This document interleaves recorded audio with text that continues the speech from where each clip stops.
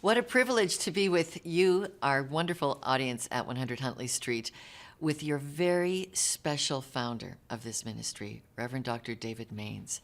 And David, isn't it great to be together again? It is. And I told the staff one time after one of the first doctorates, I said, if any of you call me doctor, you're fired. I can't fire you, Well, Lorna. too You late. already left, and you have your great work. I'm one of the many projects that David mentored into place. And so, yes, Context TV exists because you challenged me and you shaped me, you mentored me how to do it, you opened doors for us. You did, though, at one time, enter into the world I'm more comfortable with, and that's being a reporter. I want to take you back to 1978 when you were a reporter at the Camp David Accord. You registered yourself as a reporter. This is about peace between Egypt and Israel. It's an amazing moment in history. That's true. 78 or 79. 78. Anyhow, whatever it was, Norma Jean and I, our two sons, had saved for at least a year to be able to go to Israel. And for the boys and me, we backpacked it around Israel. Norma Jean would come every once in a while with some food and socks and underwear. Too much information, but and meet us about every 4 or 5 days. And so while we were there, President Carter made a last-ditch stand to save the Camp David Accords. All the press of the world was saying he's lost his political capital. It's not going to work. It's over. Well, along with a lot of other reporters from Pravda and the New York Times and so on, I was there in the Jerusalem Theater as an official reporter for 100 Huntley Street. Yeah, you just broke the family holiday and went in and started reporting. Amazing. We did. And so President Carter was speaking in the Knesset, the Israeli parliament. He looked directly at Menachem Begin, the prime minister, and it was not a pleasant look. It was more of a grimace of some kind. And he said, "The people want peace." And then he kind of stalked off the stage. And he ordered his assistants to take him over to the Shrine of the Book, where the Dead Sea Scrolls are displayed. He hadn't seen that, and he wanted to see that. And at the same time, they were to bring all his luggage and his wife, Rosalind, out to the airport, to Air Force One, and he was going home and going to give up. While he was at the Shrine of the Book, probably looking at the predictions of the prophet Isaiah that are displayed there on a giant scroll, the assistants to the prime minister and the assistants to the president began to talk. And the prime minister made some concessions, and the result was that President Carter never did go back to the United States on that trip. He went back over to Cairo, and the result we know was that President Sadat and Prime Minister Begin got together, and a treaty was inked. Now, meanwhile, in the Jerusalem Theater, or just outside, buses lined up, and the reporters were all being taken to the airport in case the president had some final words from the steps of Air Force One. And I didn't have any interest in going.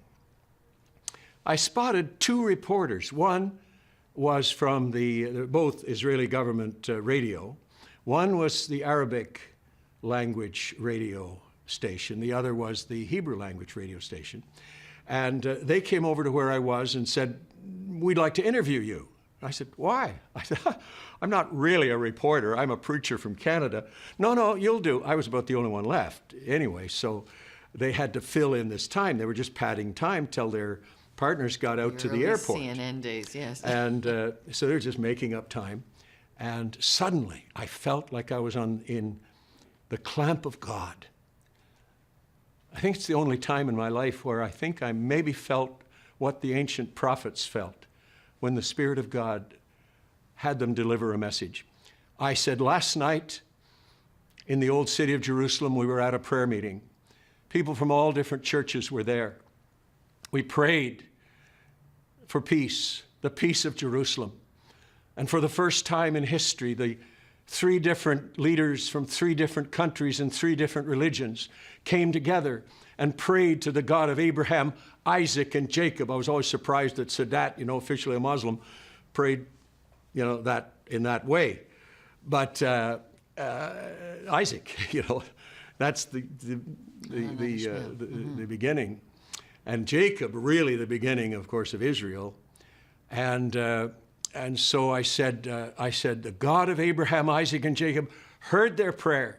He heard our prayers last night, and there will be a breakthrough. There will be peace between Egypt and Israel. And that was going out live on both Arabic radio and Hebrew radio. And they had little transistor radios on the handlebars of their bicycles and so on, everywhere. You were hours early on predicting that peace. And I called in to 100 Huntley Street. We beat the world's media by about 2 hours because I announced that God had spoken. Only time in my whole life that I can say that I had that experience. But it was a crucial time because, like the Apostle Paul taught, we're not fighting on this human level. We're fighting against the principalities and powers and the rulers of the darkness of the age. And God wanted there to be peace between these 2 great peoples. And so, it happened. It happened. Okay, I want to keep on this theme of moving through world events with prayer marching along beside you. Moscow, you created a television series that went prime time across all the republics of Russia when it still was the Soviet Union. Yeah. Tell us what was in your heart. Well, I created it here in Canada back in about 1980, something like that. It was called the Crossroads Creation Series. It wasn't pushing creationism as such. It was designed to create doubt in the minds of atheists. I had no idea the plans that God obviously had, because this became the first ever Christian-produced series to be carried across the Soviet Union. In prime time, no less. Incredible. Well, that wasn't for a few years yet. That wasn't until about 89 or so. But anyhow, what I did, I had scientists, I had philosophers, I had media personalities. My favorite line of all was Malcolm Muggeridge, the British curmudgeon who used to, at one time, was the BBC reporter in Moscow for several years. And I asked him, I said, what do you think people will think of the present theories of human existence, of human development in the year 2050? He threw his head back. He said, they'll laugh and laugh and laugh. So you see, what we were doing was just throwing a little bit of doubt on atheism, because in the Soviet Union, Lenin said, even the very thought of God is utter vileness. And you couldn't be a member of the Communist Party unless you declared that you were an atheist. So it becomes, you get to actually open an office. Crossroads opens an office in Moscow. That's true. You started distributing Kingdom Adventures as well. A million Russian children write in for a coloring book that has the plan of Christian salvation in it. Yes, that was the second series. Was the CTV carried that, by the way, across Canada for 20 years every Saturday morning, the Kingdom Adventure series. A group from Finland had actually put it into the Russian language. And initially, all of these, the creation series, were being smuggled in, So what's your conclusion on God using this Canadian preacher to be the pioneer of Christian broadcasting in Russia? Well, that's the only series I ever allowed another language to be put on my mouth, because basically I think it's phony and hypocritical. Okay, the creation series. Yeah, the creation series. Now, of course, the other was cartoons and puppets. And Bruce Stacy, of course, our creative director then, and now the vice president of content for the CTS and Crossroads, he won a big award down in Las Vegas at the NAB for being the first one to actually marry animation and puppets in the same series. So that was the one. I went into the office in Moscow after these letters began just pouring in from the children across the Soviet Union. Never threw them out. And I had to kind of sidle in, because after those years of economic deprivation, They wouldn't throw away one scrap of paper, one envelope, one letter requesting, and they were stacked up along the sides. And at one point, I knew there was a window behind the letters. I went like that, and here was the prison behind where they put the political prisoners, where Solzhenitsyn was imprisoned. And I opened the letters, and there was the prison. And I thought, oh, God, you're bringing the Russian people into freedom. And whatever you think of Putin, I read an article where Putin says every time he flies in an airplane, he reads the Bible almost the whole time. So, and I got to know Yeltsin as well. Brian Mulrooney spent a bit of time introducing me to Yeltsin, and it was a good thing. Yeah, God did miracles in that regard. And so it was out of that deep passion that you felt we need to meet the public. Outside of the broadcasting world, you went to the world fairs. What do you think was the greatest gift that legacy left? Bringing the gospel into, Expo Vancouver, Brisbane, Australia. I could tell you a whole lot of stories, Spain. but one was in Seville, Spain. The Archbishop of Seville, Monsignor Carlos Amigo. I like that name. He's now a cardinal, and he's also a cousin to King Carlos of Spain. Big, tall, good-looking man. Came through our pavilion August 13th. I remember so well, my birthday. And I watched him through a little peephole in the office because how he's going to react when Alistair Belbin, a Canadian, makes the invitation for people to come and give their lives to Christ, like a Billy Graham style invitation. At the World Fair.